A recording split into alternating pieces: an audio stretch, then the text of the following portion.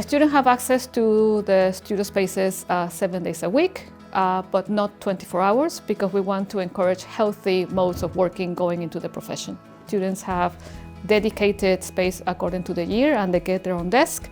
Each of us have a table assigned specifically to us where we can keep our work and our materials, and we have boxes to store stuff.